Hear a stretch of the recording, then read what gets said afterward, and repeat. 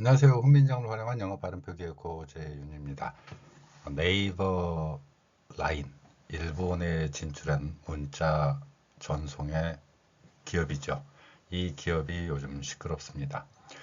어떤 문제점으로 이러한 것들이 되는지 경영이나 이러한 부분은 빼고 순수하게 언어학적 관점에서 이것이 어떤 파장을 불러일으킬 것인지를 살펴보고자 합니다. 먼저 일본 소프트뱅크의 손정희 회장이나 그리고 우리나라의 네이버에서 관련되어서 합작법인을 세웠지요.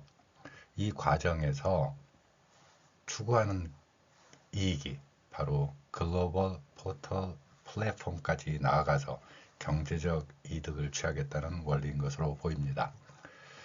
그런데 우리가 가만 생각을 해보면 세계적인 글로벌 포털 플랫폼으로 등장하는 회사들은 구글, 야후 이런 정도가 있죠.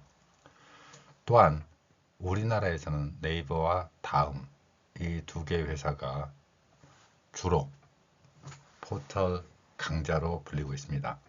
러시아의 경우에는 얀덱스, 영어 발음입니다. YANDEX 이러한 자국 내 포털을 가지고 있죠. 이들 포털들의 공통점은 무엇이냐면은 두 개의 문자 표기 원리를 가지고 있습니다. 하나는 알파벳을 기반으로 하는 구글이나 야후, 얀덱스 이런 것들이 되겠고요. 우리나라에서는 훈민정음의 표기 원리를 기반으로 하는 네이버나 다음이 있습니다. 이렇게 알파벳과 우리글 이 두 개는 음소 표기를 기본으로 하는 문자 표현 방식입니다. 이 내용은 중국이나 일본이 글로벌로 나가지 못하는 이유이기도 하지요. 그들의 문자 표기는 우리하고 다르게 음소 표기가 아닙니다. 각각의 음소, 알파벳과 같은 음소 배열의 원칙이 아니라 글자 단위이고 일본어 같은 경우는 핵심적으로 보면 음절 단위입니다.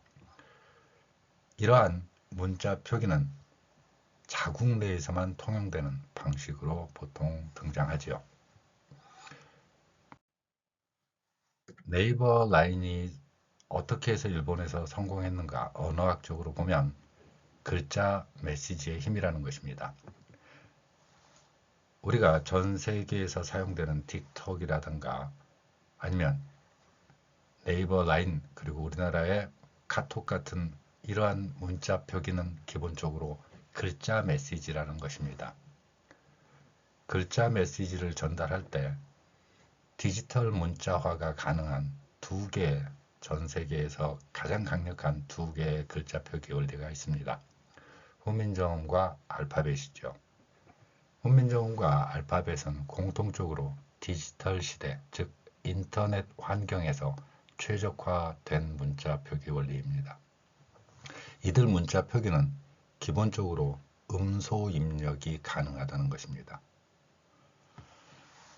음소 입력이 가능하다는 언어학적인 표현이 조금 어려울 수 있기 때문에 뒤에서 제가 구체적으로 그 사례를 설명해 보이겠습니다. 이에 비해서 일본어나 중국어는 알파벳을 빌려서 중간 과정을 거칩니다.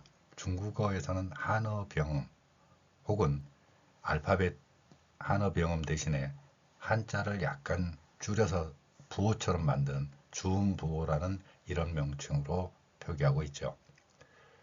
즉, 그들은 일본어나 중국어의 경우에는 곧바로 그 글자를 입력하는 방법이 마땅치 않다는 것입니다.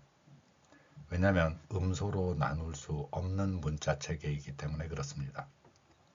이에 비해서 우리 글과 알파벳은 공통적으로 음소 입력이 가능합니다. 이들 중국어나 일본어는 중간의 과정에 발음 기호 비슷한 알파벳을 사용하고 그 글자를 다시 원래의 글자로 변환하는 것입니다. 구체적인 사례를 살펴보는 과정을 거치도록 하겠습니다. 자, 우리가 생각하는 이 음소 표기가 어떻게 디지털 문자, 인터넷 환경에 적합한지를 한번 make it up to라는 발음에서 make it up을 표현하는 방법으로 살펴보겠습니다. 이 발음에 대해서는 다른 동영상에도 있으니 참고하시기 바랍니다. 자, 알파벳과 훈민정음은 공통적으로 이렇게 음소를 가지고 있습니다. M이라고 표현하면 우리말 미음에 해당한다고 볼 수 있고요. A는 A라는 음소를 갖는 것입니다. 그 다음에 K는 우리말 키읔이고요. E는 소리가 나지 않지만 문자 표기에서는 사용합니다. 그리고 I와 T가 E와 T로 연결되지요. U는 어고요. B는 피읍입니다. 그러면 이 글자에서 보듯이 각각의 1대1로 대응하는 이러한 음소 표기 원리를 가지고 있다는 것입니다. 알파벳은 대신에 이렇게 왼쪽에서 오른쪽으로 쭉 써나가는 단 하나의 방법을 사용하고 있죠. 화살표로 표시해보면 이렇게 왼쪽에서 오른쪽으로 오직 가로쓰기 글자로서만 음소 배열을 하고 있습니다. 그런데 세종대왕은 소리호흡이라는 기본 원칙까지 추가합니다. 그 결과로 받침 표기가 가능하고요. 연결지어서 발음을 하는 과정도 표현할 수 있다는 것입니다. 이 소리들은 실제 소리에서는 영어의 경우 이 키읔은 쌍기역으로 비슷하게 소리가 나기도 합니다. 또한 모음과 모음 사이에서는 T가 리을로, 우리말 리을로 변경되어 소리가 나지요. 그러면 왼쪽에서 오른쪽으로 이렇게 음소가 쭉 흘러가는 이 글자들이 훈민정음의 글자 표기로 나타내면 미음과 애가 결합하고요. 모음을 기준으로 하나의 소리가 연결됩니다. 그 다음에 키읔과 이가 연결되겠죠. 물론 쌍기역으로 발음하면 오른쪽에 있는 make 이렇게도 표현할 수 있습니다. 이처럼 각각의 음소를 배열해서 표기할 수 있는 방법, 이게 바로 알파벳과 훈민정음이 디지털 환경에 적합하다는 원리입니다. 따라서 뒤에 글자도 역시 받침으로 연결되면서 make it up 이렇게 발음되는 것이죠. 우리가 일본에 어떤 수출품을 수출하든지 간에 우리는 일이나 성공한 적이 거의 없습니다. 우리나라의 대표 기업인 삼성이나 현대도 일본에서는 죽을 쓰지요.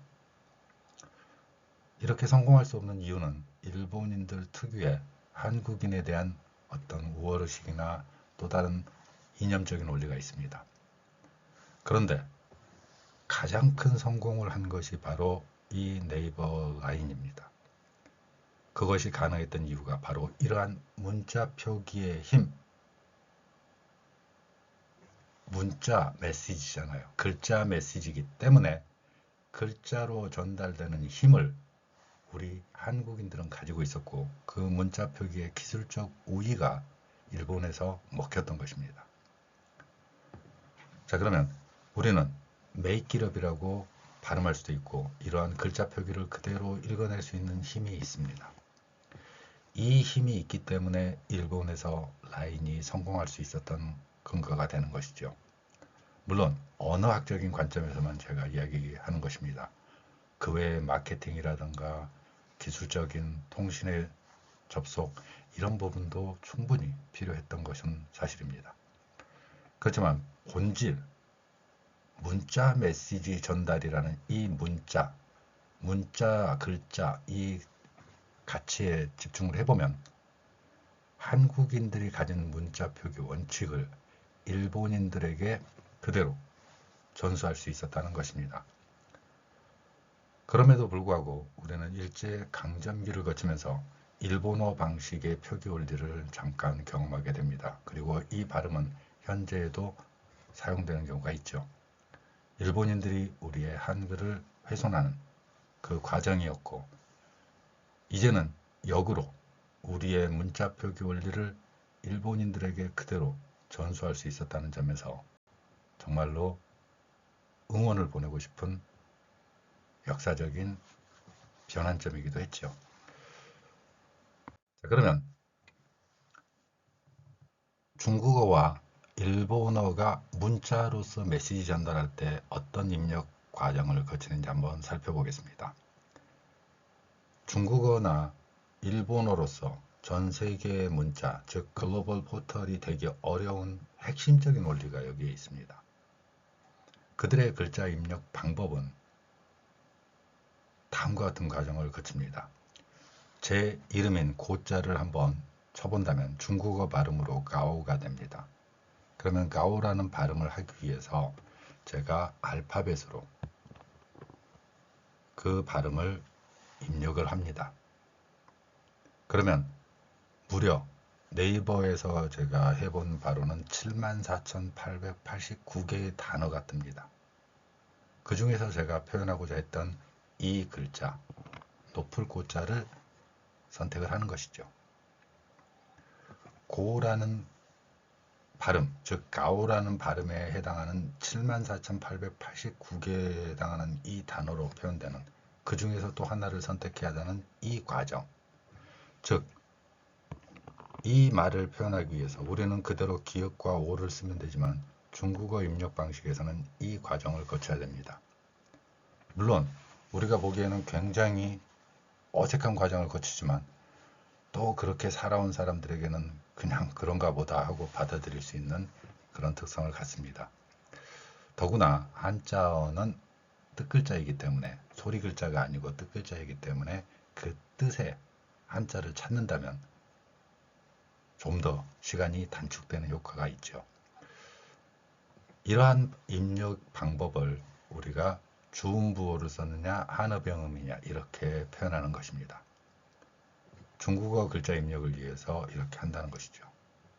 그런데 인터넷과 컴퓨터에서 데이터 정보가 많이 축적이 되면서 이제 제가 만약에 높을 고자를 찾았는데 어떤 문장을 입력하려고 했느냐, 요즘 같은 경우는 물가가 많이 오르고 있다, 가격이 많이 올라갔다, 이런 말을 표현하고 싶다면 이러한 문장들이 검색어의 우선순위가 되는 것입니다. 따라서 내가 최근에 혹은 검색어의 상단에 차지하게 되는 이러한 문장들을 쉽게 자주 사용할 수 있다는 것이죠. 이것이 데이터 정보의 축적의 힘이고요. 그 과정에서 어찌되었건 본질적으로 보면 이렇게 음소 단위로 입력을 하는 과정을 거쳐야 된다는 것이죠. 일본어 역시 마찬가지입니다. 일본어 문자 입력을 보면 알파벳의 음소 배열이 된 경우도 있습니다. 즉 아까 중국어에 말씀드린 것처럼 GAO라는 일본어 발음이 있다면 그것을 알파벳으로 검색을 해서 치고 그리고 일본어로 변환하는 이러한 방법이 있고요. 히라가나나 가타카나를 그대로 입력하는 방법이 있습니다. 문자표가 배열되어 있고요. 그리고 그 문자표 배열 역시 우리의 문자 기술이 적용된 것을 볼 수 있습니다. 일본어는 히라카나나 가타카나도 기본적으로는 자음과 모음이 결합된 형태로 보통 50음도라고 표현할 수 있죠. 그러면 50개의 음가를 이렇게 표현해 놓고요. 자기가 입력하고자 하는 그 글자를 선택을 하는 방법이죠. 자, 이렇게 되어 있다고 할 때 그러한 문자 표기로 문자 메시지로서 일본 내에서 사용하는 데는 그들끼리의 특성이니까 뭐 그럴 수 있을 것입니다. 그런데 글로벌 포털로 성장을 할 때는 저는 의문을 갖습니다. 과연 네이버 라인이 일본어의 특성을 가진 그 기술로 한정을 한다면, 그리고 우리나라의 네이버 기술자들이 거기에서 핵심 기술을 그대로 전수를 해주지 않겠다고 하고 빠져나온다면 그들은 과연 이러한 문자 체계나 글자 표기 원리를 이해할 수 있을까 하는 점입니다. 저는 네이버하고 직접적인 연관도 없고 어떤 정당이나 정파하고도 전혀 관련이 없기 때문에 그냥 관찰자 입장에서 저는 언어학적으로 말씀드리는 것이고요. 그 과정에서 네이버 기술진들이 하는 이야기를 보면 그러한 이야기를 합니다. 그동안 축적된 기술, 과연 무슨 기술인가? 문자 표현의 기술이라는 것이죠. 그거를 디지털 환경에 적합하게 일본어 문자 입력을 적용시켜 놨다는 것이죠. 이 기술을 만약에 그들이 독점적으로 탈취해 간다면 어떻게 될 것인가? 그리고 그 기술들을 그동안 쌓아온 많은 땀과 노력, 그 과정에서 다시 글로벌 환경으로, 즉 전 지구인들, 특히 그 중에서는 동남아 지역을 현재 네이버 라인이 영토 확장을 하고 있기 때문에 시장성을 염두에 둔 것으로 보입니다. 그런데 경영 관점에서는 여러 가지 생각을 할 수 있겠지만 문자 표기에서 과연 일본어가 그것이 가능할까 하는 것, 즉 네이버 라인의 문자 표기의 핵심적인 기능을 하는 그런 기술진들이 만약에 빠져나오게 된다면 그것을 일본인들이 감당할 수 있을까 하는 것에 대한 저는 의문을 품고 있습니다. 왜냐하면 일본어 방식의 입력 그리고 일본어 방식의 문자 표기는 엄청난 한계를 가지고 있습니다. 문자 표현의 한계, 특히 동남아까지 진출을 염두에 둔다면 동남아에서는 일본어에는 존재하지 않는 어 발음이나 으 발음이 있습니다. 이 으 발음은 영어 발음에서는 존재하지 않는 모음이고요. 그럼에도 동남아 문자에서는 이러한 으 발음이 존재합니다. 우리말의 으처럼 세종대왕이 만든 이 문자 표기의 사용이 말레이, 인도네시아어 비롯한 동남아 문자들에게서는 유용한 표현이 된다는 것입니다. 한국의 네이버 라인의 기술진들은 아마 이런 부분도 이해하고 있을 것으로 짐작을 합니다. 그 근거로 저는 네이버 포털에 있는 사전을 보고 있습니다. 이렇게 전 세계의 글로벌 환경에서 적응할 수 있으려면 문자가 기본적으로 음소 표기의 배열을 가지고 있어야 된다고 보는 것입니다. 또한 일본어처럼 어음가, 모음의 중요한 모음인데 이 어가 없는 문자들, 이 문자 표현의 한계를 일본인들이 이해할 수 있고 극복할 수 있을까 하는 것도 의문을 갖는 것이죠.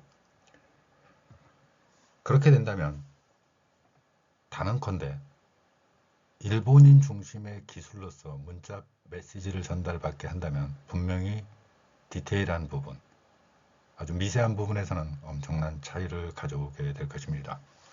우리가 흔히 하는 말 중에 악마는 디테일에 있다고 합니다. 사소해 보이지만 일본인들의 언어관으로는 이해할 수 없는 것이죠. 어느 정도냐면 일본인 언어학에 우리말 글자 표기에서 못된 짓을 했던 경우가 있죠. 일본어의 영향으로 우리는 에 발음이 어이와 아이가 이제 혼란에 빠져 있죠. 우리말에서는 특히 구별하기가 어려운 발음이 되어 있습니다. 그리고 일본인들처럼 어 발음을 없앤 그 역사적인 환경도 많이 있었죠. 또한 우리 글을 음소가 아닌 으 발음을 넣는 이런 발음 표기 원리를 우리말의 외래어 표기법에도 적용시켜 놓았죠. 일본인 언어학의 표현을 빌리면 어 발음을 못하기 때문에 no touch, 이 발음이 노다지가 되고요. bucket, 이 발음이 바켓스가 되고 센터 발음이 센타가 되는 어 발음이 전부 사라지는 이런 놀라운 기적의 역사를 행하는 일본인들이었죠. 그들의 이 언어학적 체계로서 동남아에 진출한다면 과연 제가 말씀드리는 일본을 벗어난 영역에서 그들의 포털이 확장할 수 있을 것인가 하는 데에 의문을 갖는 것입니다. 언어학적으로 저는 말씀드리는 것입니다. 이들 일본인들의 언어학 표기는 제가 다른 동영상에서 많이 말씀드리는 그런 것이죠. 앞에서 제가 make it up to 이런 발음을 표현했습니다. 세종대왕이라면 이러한 make it up to 이런 발음을 할 수 있습니다. 그런데 우리의 발음에도 이런 못된 짓을 했죠. 오그라 신페이로 대표되는 외래어 표기법 통일안에 일본인 언어학이 따라갑니다. 홀소리 을을 붙는다 이런 원칙이나 받침을 제한해버리는 이러한 방법, 그 결과로 훈민정음의 뛰어난 표기 원리 때문에 어떻게 글자를 쓰건 간에 우리는 읽어낼 수는 있지만 원래 발음과는 달라진 일본어 방식의 이러한 발음들까지 우리에게 심어놨죠. make it up to가 make it up to라는 이러한 발음으로 된다고 학습하게 만드는 이러한 논리를 일본인들이 펴냈죠. 그리고 이러한 표기에 일본인 언어학자들이 고마움을 받는 이러한 희한한 내용도 존재하고 있습니다. 이처럼 우리가 가진 문자 표기는 음소의 표기를 기본으로 합니다. 음소 표기라는 것은 인터넷 환경, 특히 알파벳과 같은 음소 표기의 입력과 그리고 출력이 가능케 하는 구조를 가지고 있습니다. 짐작컨대 네이버 라인의 기술진들은 바로 이러한 문자 표기로 일본어 방식을 문자로서 전달하는 방식, 메시지 전달이 가능케 했던 것이고, 또한 다양한 이모티콘이라고 발음하는 이모리콘 있죠. 이모티콘 같은 경우도 그대로 결합시켜서 표현할 수 있는 서비스도 구축할 수 있었던 것입니다. 문자 표기의 힘을 가진 한국인들이기 때문에 가능했던 것이고요. 오늘날 이러한 인터넷 환경에서 적응할 수 있는 두 개의 강력한 문자 표기가 있다면 알파벳과 우리가 물려받은 훈민정음 표기입니다. 이것이 문자를 기계화하고 코드화하는 데 적합한 문자 방식이고요. 이 방식을 그대로 일본어에도 상당 부분 적용했기 때문에, 그리고 축적된 데이터가 있었기 때문에 일본인들이 네이버 라인을 통해서 자신들의 의사소통을 쉽게 할 수 있었던 것입니다. 그리고 점차로 동남아까지의 그 세력권을 확장할 수 있었던 그 힘도 바로 우리가 물려받은 훈민정음 표기의 가장 핵심적인 문자 표현의 원리가 담겨있기 때문에 가능했던 것입니다. 오늘은 네이버 라인 관련되어서 언어학적 관점으로 글자 표기의 문자 전달의 과정을 살펴봤습니다. 감사합니다.